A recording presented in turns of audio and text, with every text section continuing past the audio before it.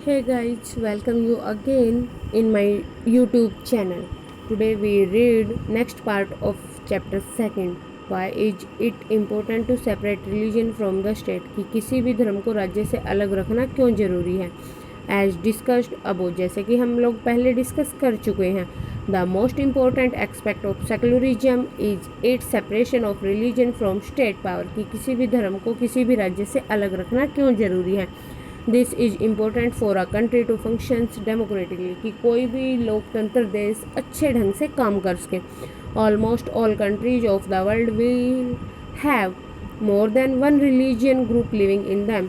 ज़्यादातर देशों में बहुत सारे समुदाय के लोग रहते हैं. With in these religion groups there will most likely be one group that is in the majority. जहाँ पर बहुमत होता है वहाँ के जो लोग होते हैं धार्मिक समुदाय के लोग, if this majority religion group has access to state power, अगर इस मेजोरिटी रिलीजियंस ग्रुप को स्टेट की पावर मिल जाती है, राज्य सत्ता मिल जाती है, then it is could quite easily use this power, तो वो इस पावर का बड़ी आसानी से उपयोग करेंगे. And financially resource to discriminate against the prosecute person of other religious, वो भेदभाव की भावना को अपनाएंगे और दूसरे धर्म के लोगों के ऊपर अपना प्रेशर डालेंगे, उनको ऊपर दबदबा रखेंगे.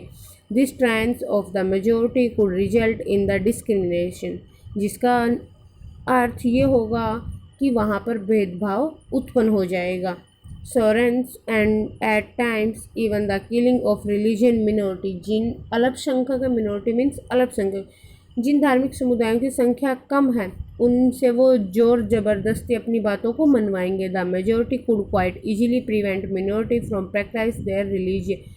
बहुमत मेजोरिटी रिलीजन ग्रुप होता है, वो मिनोरिटी को रोक सकता है, उनको उनके प्रचार के बारे में रोक सकता है. Any form of domination based on religion is in violence of the religion that a democratic society guaranteed to each and every citizen irrespective of their religion.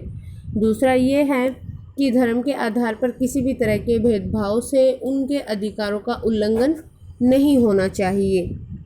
Therefore, जिस कारण से the tyranny of the majority and the violence of fundamental rights that can result is one reason why is the, हमारे किसी के अधिकारों का हनन ना हो, किसी को भी मेजोरिटी वाले को पावर सत्ता ना मिले, जिस कारण से हमारे धार्मिक समुदायों को राज्य से अलग रखना जरूरी माना गया है.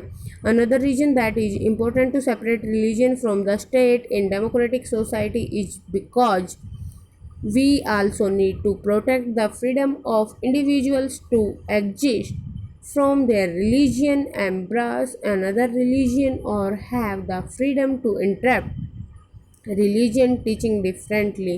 दूसरा ये है कि हम लोग धार्मिक चुनाव से के अधिकार से उनकी रक्षा कर सकते हैं, यानी देश के किसी भी व्यक्ति को किसी भी धर्म से निकलकर दूसरे धर्म को अपनाने और उस धर्म के उपदेशों को अपनी इच्छा अनुसार व्याख्या दूसरों को समझाने की स्वतंत्रता का अधिकार होता है. To understand this point betterly, इस पॉइंट को बड़े अच्छे से समझने के लिए let us take the practice of untouchability. हम अनटचेबिलिटी का उदाहरण लेते हैं.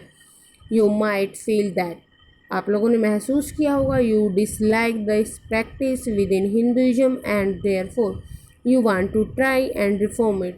आप लोगों को हिंदुओं की कोई भी परंपरा अगर पसंद नहीं आती तो आप उसको चेंज करने में के लिए उसमें सुधार लाना चाहते हो.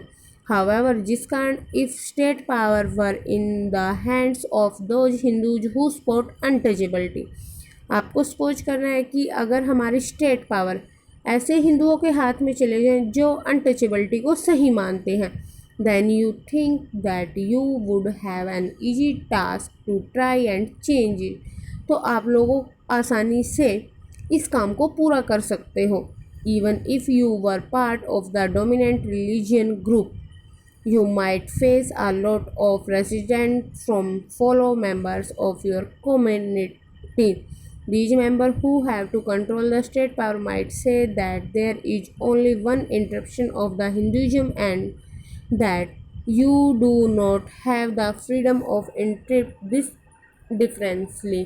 अगर एक समुदाय किसी दूसरे समुदाय के साथ ऐसा विरोध करेगा तो हमारी जो स्टेट पावर है उसको कंट्रोल में रखने वाले सदस्य कहेंगे वो केवल सिर्फ हिंदुओं की व्याख्या करेंगे, किसी दूसरों को व्याख्या करने का अधिकार नहीं देंगे। What is Indian secularism? भारतीय धर्मनिरपेक्ष क्या होता है? The Indian constitution mandates that Indian state be secular. भारतीय संविधान का मानना है कि भारत का जो राज्य है, भारतीय राज्य जो वो धर्मनिरपेक्ष होगा। अकॉर्डिंग टू द कॉन्स्टिट्यूशन, हमारे संविधान के अनुसार only a secular state can release its object to ensure the following, कि धर्मनिरपेक्ष राज्य अपने उद्देश्यों को पूरा करने के लिए इन बातों का ध्यान रखे। First, that one religion community does not dominate other. पहला, कि कोई भी समुदाय किसी भी दूसरे धार्मिक समुदाय को न दबाए। That some members do not dominate other members of the same religion community. किसी एक समुदाय के लोग अपने ही समुदाय के सदस्यों को न दबाएं। That the state does not enforce any particular religion nor take away the religion freedom of individuals। राज्य ना तो किसी के ऊपर किसी धर्म को थोपेगा, ना ही उनसे उनकी धार्मिक स्वतंत्रता को छीनेगा। The Indian state works in the various way to prevent the above domination. पहला ये है कि भारतीय राज्य पूरी तरह से इस को रोकने में के लिए कदम उठाता है। फर्स्टली, पहला कदम यह है, it use a strategy of distancing itself from religion, कि उसने खुद को हर धर्म से अलग रखा हुआ है। The Indian state is not ruled by a religion group and nor does it support any one religion. जो भारतीय स्टेट है, भारतीय राज्य है, उसने किसी भी धार्मिक समुदाय को ना तो अपनाया है, ना ही किसी भी धार्मिक समुदाय को समर्थन देता है। इन इंडिया, भारत में government space like law courts, police stations, government schools and office are not support to display or promote any one religion.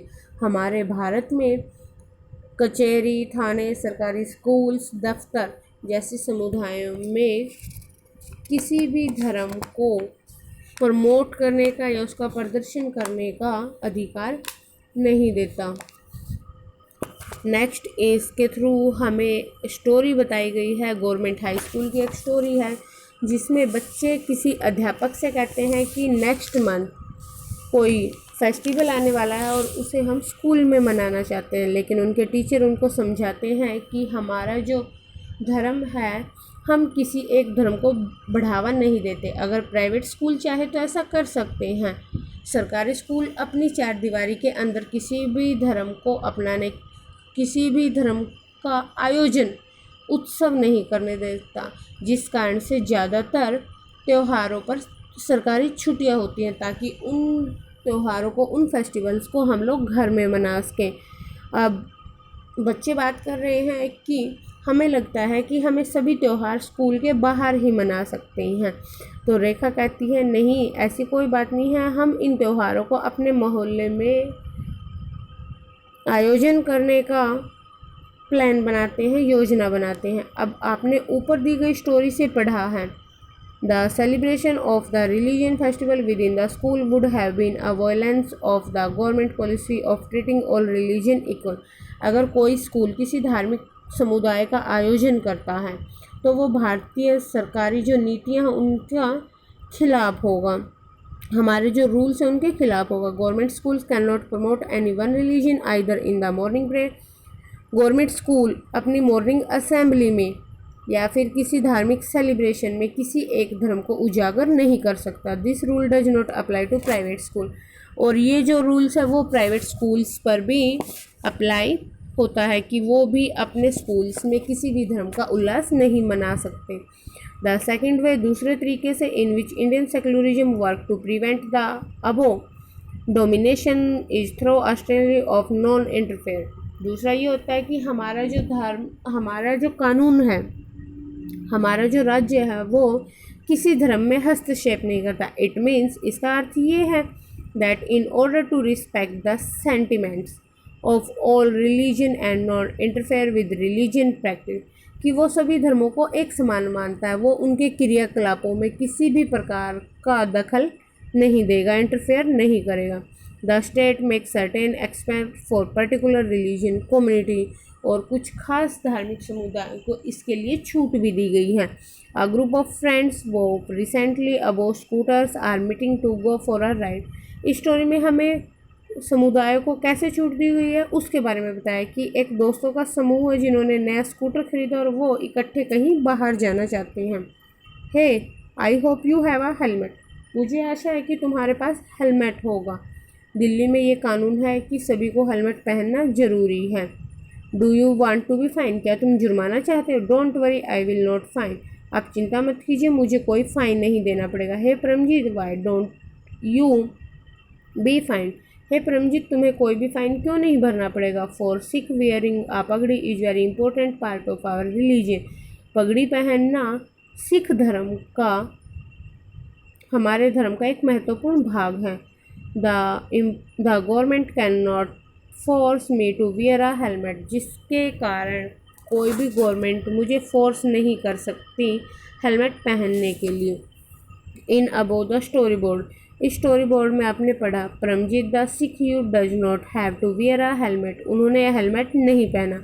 This is because, इसका कारण ये है कि भारतीय समुदाय ने उसे पहचान लिया कि वो सिख धर्म से है, पगड़ी डाले हुए हैं, तो वो उसको फोर्स नहीं कर सकती पगड़ी पहनने के लिए, क्योंकि हमारे गवर्नमेंट्स में, हमारे संविधान में कुछ ऐसे कानून दिए गए हैं।